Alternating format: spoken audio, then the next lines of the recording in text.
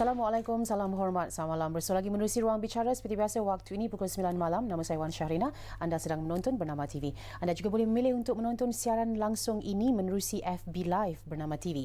Dan tahun ini, tahun 2020, sudah berlalu 5 tahun sebenarnya sejak pengasingan sisa pepejal isi rumah diwajibkan.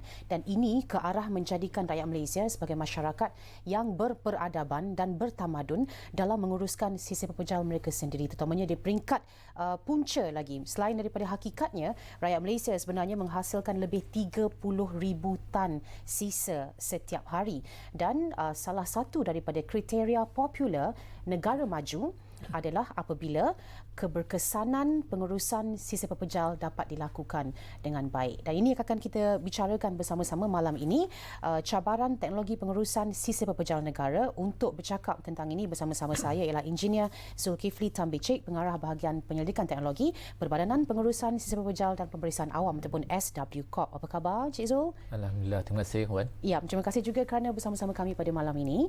Baik, mungkin pertama sekali kita nak kena sediakan pengenalan terlebih dahulu tentang SW Corp. Ramai yang dah tahu, tapi ramai juga yang masih belum begitu akrab dengan SW Corp, gerak kerjanya dan operasi SW Corp ini tertakluk kepada berapa banyak negeri, negeri-negeri apa contohnya? Boleh silakan. Okey, terima kasih Wan. Bismillahirrahmanirrahim. Assalamualaikum warahmatullahi wabarakatuh. Dan terlebih dahulu saya ucapkan berbanyak terima kasih kepada Bernama kerana menjemput saya dalam slot Ruang Bicara pada malam ni. Dan mengenai SW Corp ataupun kita sebut sebagai Perbadanan Pengurusan Sisa Pepejal, SW Corp ni ditubuhkan pada tahun 2008 dan kita di bawah agensi Badan Kanun di bawah Kementerian Perumahan Kerajaan Tempatan, KPKT. Dan kita menguruskan sisa pepejal ni di 7 buah negeri, dan kita di bawah Akta 672.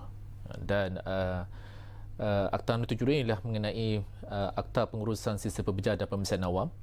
Dan negeri-negeri yang terima pakai ini ialah daripada Johor, Melaka, Negeri Sembilan, wilayah Persekutuan, Pahang, Kedah dan juga Perlis. Dan kita juga tertakluk pada Akta 673 iaitu Akta Perbadanan Pengurusan Sisa Pepejal. So itulah sedikit sebanyak mengenai SW Corp. Dan kita ada fungsi kita ialah satunya ialah mengesyorkan dasar dan kawal selia konsesi dari segi penguasaan, kesedaran awam dan juga fasiliti. So bila bercerita tentang pengurusan sisa pepejal ni, memang kita yang menguruskan, kita peneraju sisa pepejal di negara ini, dan kita menguruskan semua sisa pepejal daripada penjanaan, kutipan, storan, pengangkutan, rawatan dan akhirnya pelepasan. Dan kita ada 3 konsesi yang utama di Malaysia ni. Kita ada alam flora di kawasan tengah, iaitu melibatkan Pahang dan juga wilayah Persekutuan. Kita ada Southern Waste Management di kawasan selatan, itu melibatkan Johor, Melaka dan juga Negeri Sembilan. Dan kita ada idaman di kawasan utara, wilayah utara, iaitu melibatkan Perlis dan juga Kedah. Dan pengurusan sisa pepejal ni ialah memang agak mencabar. Dan kami mengambil alih daripada pihak PBT daripada tahun 2008. Dan pengurusan ni daripada semasa ke semasa kita membuat penyampaian perkhidmatan kutipan sisa pepejal ni dengan lebih sistematik supaya masyarakat dan juga pengguna dapat merasai perkhidmatan yang terbaik daripada pihak kami. Okey. Kalau kita ingin menyentuh tentang keadaan semasa pengurusan sisa pepejal di negara kita, mungkin dari konteks berapa banyak janaan sisa pepejal, tadi saya sebut lebih 30,000, adakah itu masih lagi angka yang valid sekarang ini? Ya, betul. Okey, untuk tahun 2019 ni, jumlah sisa pepejal yang dijanakan melibatkan sebanyak 38,120 tan. Itu the exact figure lah.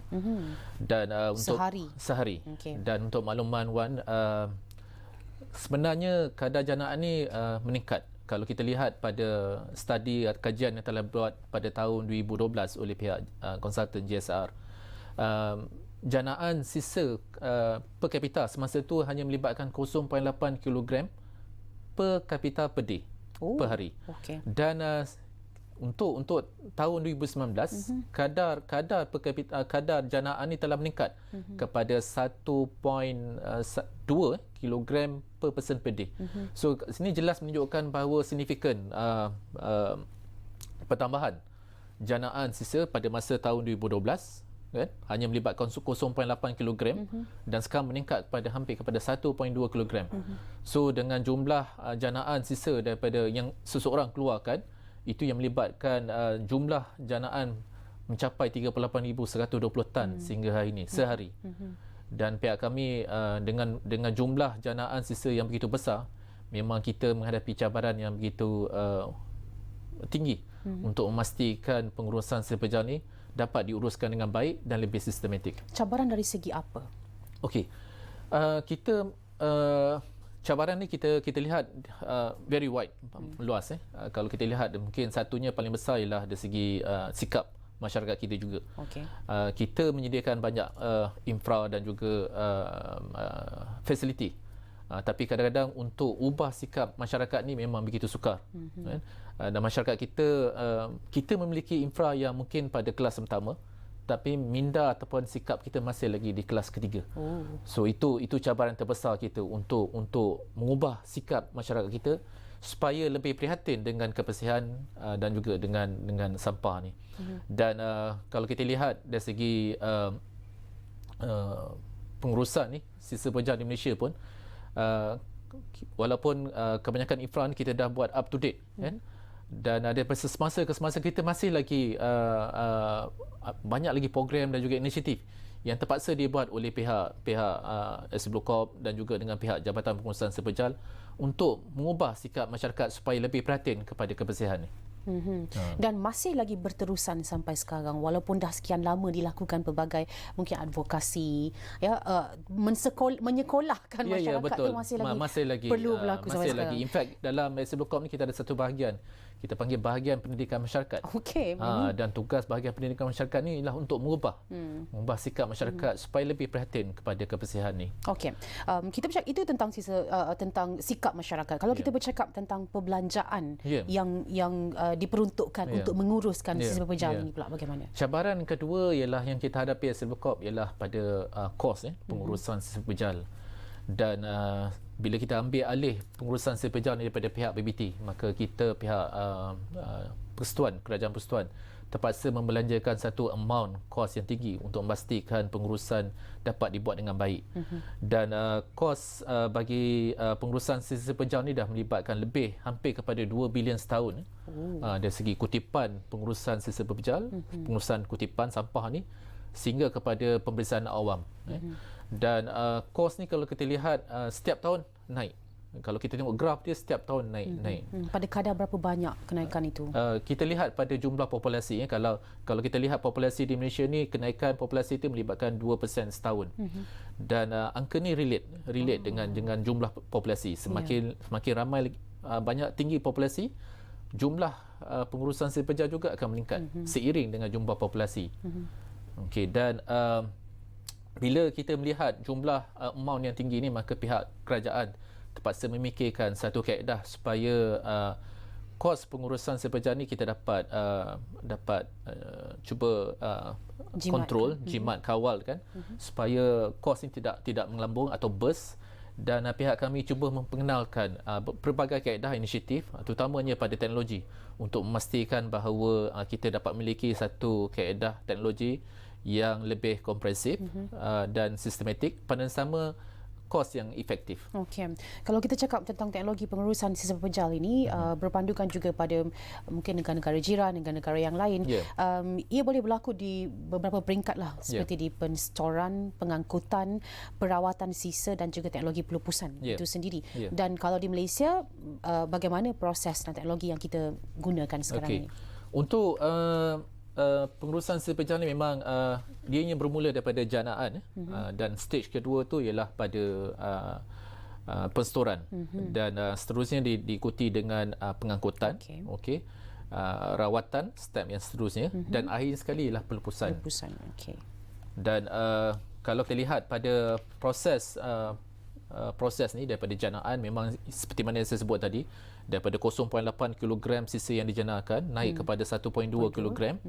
Dan untuk teknologi bagi penstoran ni ialah kita provide basically negeri-negeri yang di bawah 7 negeri yang kita kawal ni, kita provide atau kita bagi tong-tong bin percuma kepada mereka. Dan tong untuk premis bertanah ni kita bagi tong bersaiz 120 liter yang kapasiti ni kita yakin bahawa dengan dalam tempoh 3 hari mencukupi untuk menampung sisa yang dikeluarkan oleh pihak pemilik premis. Okey. Itu untuk storan. Okey, untuk storan. Baik, seterusnya teknologi dalam pengangkutan. Okey, saya sambung sikit dari segi storan. Memang kita provide tong MGB ni 120 liter. Dan kita pastikan juga bahawa tong perstoran ni memenuhi piawaian telah kita tetapkan, iaitu EN 840 dan juga MS Malaysia Standard 1564. Dan selain daripada yang storan yang saya sebut tadi, bin MGB yang telah kita provide kita ni, kita juga ada teknologi lain seperti deep collection system di mana deep collection system ni ialah satu kaedah ini ialah merupakan MGB yang kita bekalkan pada setiap pemilik premis. Dan kalau kita lihat pada kenderaan yang digunakan tu, memang kita guna kenderaan compactor dan dilengkapi dengan bin lifter. So untuk memastikan bahawa semua sisa dalam tong tu dapat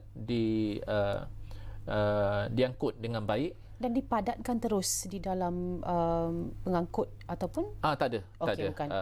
So dia hanya kutip dan akhir sekali sama ada dibawa pada kawasan transfer station dan akhir sekali akan dipindah ke tapak pelepasan. Okey.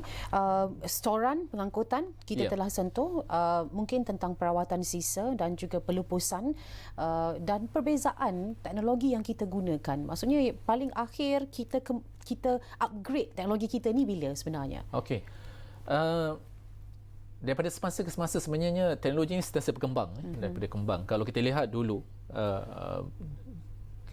kalau katakan storan ataupun pengangkutan, kita tak ada proper bin pada masa dahulu. Betul. Kebanyakannya pakai sama ada baldi lama ke ataupun raga lama, dan sekarang kita ada proper MGB. Dari segi pengangkutan pun sama. Kalau dulu kebanyakan daripada sampah ataupun sisa penjara diangkut dengan menggunakan lori open tipper. Yang terbuka, yang boleh berbau pun. Yang berbau, yang memberi kesan kepada alam sekitar, persekitaran dan sebagainya. Tapi sekarang ni kita pastikan bahawa semua sisa penjara ni diangkut dengan menggunakan kompakter kita, dan kompakter ni mestilah selamat dan pastikan bahawa tiada air licin yang akan keluar daripada lori kompakter ni. Dan kita juga memastikan bahawa semua kenderaan mestilah mematuhi, terutama bila kita sebut kompakter ni, kutipan akan dibuat, sistem ialah kutipan akan dibuat 2+1, 2 kali bagi sistem sisa isi rumah dan 1 kali bagi sama ada bulky waste ataupun recyclables. So lori-lori kompakter kita akan datang ke premis tersebut untuk angkut, dan seterusnya akan bawa sama ada ke MRF, transfer station ataupun kita hantar terus ke tapak pelepasan kita. Okey. Dan kalau kita sentuh tentang perawatan sisa ataupun teknologi pelepasan yang kita ada sekarang ini, perkembangan teknologinya? Okey. Kita masih lagi explore menerokai teknologi-teknologi yang terkini untuk pelepasan pengurusan sisa pejal ni, dan di pihak Excelblue Corp kita telah menggunakan sebanyak mungkin teknologi yang kita rasa lebih berkesan dan cost efektif. Kita juga memperkenalkan, kita juga ada sistem AVLS yang kita panggil Automated Vehicle Locating System. Dan pada sama juga kita ada bilik kawalan penguasaan C4I. Saya sebut Command, Control, Communication, Computer dan Intelligence. Basically that sistem ialah untuk pemantauan terhadap kebersihan. Dan kalau kita lihat pada gambar di atas, kita dapat lihat bahawa banyak teknologi yang kita memperkenalkan, seperti untuk WTA, waste to energy, tapak pelepasan yang lebih sanitary, untuk memastikan bahawa pengurusan sisa pejal dapat dibuat dengan lebih sistematik. Okey. Baik, kita akan menyentuh juga kalau boleh mungkin mengambil contoh atau mengambil tahu sedikit tentang sistem pengurusan sisa pepejal dan teknologi yang digunakan oleh negara-negara lain yang mungkin kita gunakan sebagai model juga. Ya, Apabila kita kembali semula selepas ini, tapi sekarang kita akan berhenti rehat seketika. Teruskan menonton siaran Ruang Bicara malam ini bercakap tentang cabaran teknologi pengurusan sisa pepejal negara. Sebentar lagi.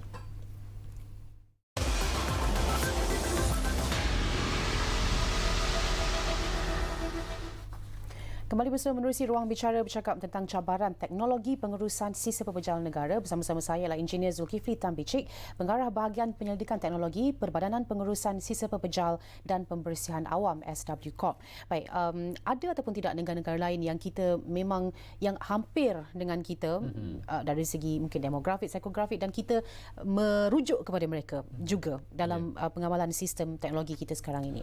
Okey, terima kasih Wan. Memang kita banyak membuat reference dengan negara-negara jiran kita, terutama Singapura, dan juga kita lihat pada negara lain yang lebih jauh sikit, contoh seperti India, Hong Kong dan sebagainya. Dan kalau kita lihat dari segi teknologi ni, kalau kita ambil contoh seperti India, kan? Dan India ni ialah antara negara yang menggunakan teknologi yang kedua terbesar, menggunakan kaedah anaerobic digester. Dan anaerobic digester ni ialah satu sistem yang akan proses bahan organik ataupun lebih kita fokus kepada sistem makanan untuk ditukar kepada biogas, kan? Biogas, dan biogas ni kita boleh gunakan untuk manfaat seperti kita boleh guna convert kepada elektrik dan kita boleh gunakan untuk sebagai bahan bakar untuk masak.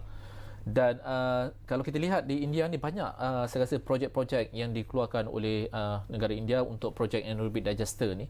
Saya dipahamkan mereka ada projek yang besar, projek 2.4 megawatt berdasarkan pada campuran baja ternakan dan juga sisa industri pertanian yang digunakan untuk dengan menggunakan anaerobic digester ni. Dan kalau kita lihat Hong Kong, salah satu negara jiran kita juga tak jauh, dan mereka negara maju seperti Hong Kong ni memang dia banyak mengeluarkan sisa-sisa binaan seperti because development dia very rapid di Hong Kong ni, dan sisa-sisa binaan seperti besi, konkrit, batu, aluminium dan sebagainya. So apa yang Hong Kong buat ni ialah dia memproseskan balik sisa-sisa binaan ni supaya menjadi secondary material, dan sisa ni boleh digunakan semula untuk kerja-kerja pembinaan, tapi sebagai bukan sebagai main structure, tapi sebagai struktur-struktur yang non-structural. Itu antara contoh dua negara yang ni. Selain daripada itu kita lihat kalau di Singapura. Singapura ni kita lihat kaedah dia banyak menggunakan WTE, Waste to Energy Incinerator. Dan because Singapura mempunyai kekangan dari segi keluasan tanah dan sebagainya. Dan kaedah pelepasan yang sesuai di Singapura ni menggunakan incinerator. Dan incinerator ni kita dapati bahawa teknologi incinerator ni mempunyai banyak juga kebaikan, kan? Walaupun kita dapat bantahan di negara kita, mereka agak risau dari segi pencabaran, contoh dioksin dan sebagainya. Tapi saya pasti dengan teknologi yang terkini, kan, segala kegelisahan ataupun kerisauan mereka tentang pencemaran terutama pada udara ni basically kita dapat kawal dengan baik. Dan kalau kita lihat juga di Jepun, Jepun ni merupakan salah satu negara yang mempunyai kemudahan incinerator yang amat meluas. Mereka mula daripada tahun 1960 lagi, dan mereka mempunyai 1243 incinerator di seluruh negara Jepun ni. Dan kalau kita lihat salah satu daripada incinerator ni yang dibina betul-betul di bandar Tokyo ni, lebih kurang dalam 200 tan per hari dia punya kapasiti dia. Dan incinerator ni dilengkapi dengan sistem turbine generator yang dapat menghasilkan tenaga sebanyak 4200 kilowatt yang dapat digunakan oleh plant tersebut, dan dapat tenaga elektrik ini dapat dijual kepada syarikat tenaga elektrik Tokyo. Itu antara faedah yang banyak digunakan di Jepun, menggunakan teknologi incinerator. Okey. Adakah kita mengambil panduan daripada mereka, negara-negara ini juga, dan ataupun SMWK ada mengadakan kerjasama dengan mana-mana pihak? Okey, kita basically banyak belajar daripada negara-negara yang sedikit advance seperti kita, contoh seperti Singapura, Hong Kong dan sebagainya. Dan segala pengalaman daripada negara tersebut kita cuba aplikasikan dalam keadaan senario pengurusan sisa pepejal di negara kita. Dan pihak SWCORP mengambil pendekatan untuk menjalinkan kerjasama dengan erat dengan negara-negara yang mempunyai teknologi yang maju seperti saya sebutkan tadi Jepun. Pihak kami ada mengadakan usaha sama dengan pihak JICA. Dan projek kita ialah kita ada 2 projek yang besar dengan JICA, satu di Bukit Fraser dan satu lagi di Cameron Highland. Basically kita dengan kerjasama ni kita wujudkan satu kaedah fasiliti pelupusan rawatan bagi sisa organik untuk ditukarkan kepada kompos. Okey. Dan kalau kita lihat pada sama juga kita juga explore menerokai banyak mengenai anaerobic digester ni, dan pihak kami telah mengadakan banyak usaha sama dengan pihak TMB Research untuk menerokai lebih lanjut mengenai anaerobic digester ni. So bagaimana untuk kita jana daripada tenaga hijau yang kita boleh perolehi daripada sisa makanan menggunakan anaerobic digester dan dapat mengeluarkan gas yang kita boleh gunakan untuk faedah-faedah pada masyarakat. Dan pada sama juga kita mengadakan kerjasama dengan pihak UMT untuk explore mengenai salah satu lagi kaedah teknologi moden yang telah diperkenalkan oleh pihak UMT, dipanggil Rapid Combusting Free Technology, di mana kaedah ni kita menggunakan bahan sisa makanan ni untuk dirawat dan akhir sekali akan keluar sebagai kompos dalam tempoh masa yang singkat. Kita menjangkakan penukaran ni hanya berlaku dalam tempoh sehari saja untuk menukarkan baja daripada menukar sisa makanan kepada baja kompos. Wow, okey, baik. Maksudnya kita di track yang betul sebenarnya ke arah apa yang ingin kita capai. Sedar tak sedar kita ada masa lebih kurang 2 minit saja lagi untuk menyentuh tentang apa yang kita bincangkan malam ini, dan saya kira soalan ini penting sebenarnya untuk kita tahu alang-alang SWK ada bersama dengan kita kerana sekarang ni ramai orang pakai pelitup muka, Encik Izul. Dan cara sebenar untuk kita melupuskan pelitup muka ini ialah bagaimana? Mungkin boleh kita dapatkan nasihat daripada SWK. Okey, untuk face mask ni kita menganggarkan penggunaan face mask sebanyak 2,600 tan sebulan. Dan kalau kita lihat daripada bermulanya PKP ni sehingga Ogos ni, sebanyak 13,000 tan pelitup muka telah dilupuskan. Dan kita mengambil berat tentang pelitup muka ni, face mask ni, dan kita menasihat untuk pada semua masyarakat supaya memastikan bahawa face mask ni dapat dilupuskan dengan baik. Pastikan bahawa face mask ni dapat bila dah habis digunakan, pastikan dilipat, kan, dan masukkan pelitup muka ni ke dalam tong sampah ataupun mana-mana bin yang sesuai, dan pihak kami akan mengangkat face mask ni untuk dilupakan terus kepada tapak pelupusan. Okey. Jangan buang merata-rata. Jangan flush dalam tandas contohnya. Ini perkara-perkara yang mungkin orang ambil mudah tapi ia sangat pentinglah. Betul. Okey, baik. Sebelum kita berakhir, Encik Zul, pesanan SWK kepada masyarakat, mungkin menyentuh juga apa yang kita bincangkan pada malam ini. Okey. Saya menaruh harapan kepada, dan saya menyerulah kepada masyarakat supaya kita bersama-sama concern peka dengan alam sekitar kita, terutama pada pengurusan sisa pejal. Kerajaan Malaysia kita spend a lot, kan, untuk menguruskan seperti mana yang saya sebutkan tadi, hampir kepada 2 bilion setahun. Dan dari segi infra ni memang kita menyediakan segala fasiliti yang sesuai untuk pastikan pengurusan sisa pejal ni dapat diberi perkhidmatan, dapat diurus dengan pada tahap yang paling baik. Tetapi yang seperti mana saya sebutkan tadi ialah sikap. Masyarakat perlu mengubah balik sikap supaya lebih peka tentang alam sekitar dan juga kebersihan, terutama dari segi pengurusan sisa pepejal. Dan pada sama juga saya meminta masyarakat supaya concern mengenai pelibatan dalam program-program yang diaturkan oleh pihak kerajaan, terutama bagi program pengasingan sisa di punca. Dan seterusnya untuk masyarakat juga perlu concern prihatin mengenai penghasilan sisa pepejal berasaskan plastik. Because plastik ni kita tahu bahawa dia merupakan salah satu sisa yang agak sukar untuk dilupuskan. Dan katakan tidak pada penyudut minuman plastik, dan mengatakan tidak pada single use plastik. Itu saranan daripada saya Corp. daripada Subscribe Corp. Okey, baik. Peralatan berasaskan plastik, pelupusannya akan mengambil masa dan mungkin juga menelan kos yang besar juga untuk kita dan memberikan kesan kepada alam sekitar kita. Amalkan juga kita semula. Pengasingan sisa pepejal isi rumah di peringkat punca lagi. Itu antara perkara-perkara yang mungkin kita perlu tekan dan tanam dalam fikiran kita pada malam ini, dan jadilah masyarakat yang orang kata sesuai untuk sebuah negara yang kita impikan menjadi sebuah negara maju. Terima kasih kita ucapkan Cik Zul kerana bersama-sama dengan kami pada malam ini. InsyaAllah ada lain masa, ada lain peluang lagi untuk kita bercakap lebih banyak lagi. InsyaAllah. Ya, baik. Terima kasih untuk anda juga yang setia bersama-sama siaran Ruang Bicara. Saya Wan Sharina, jumpa lagi lain masa.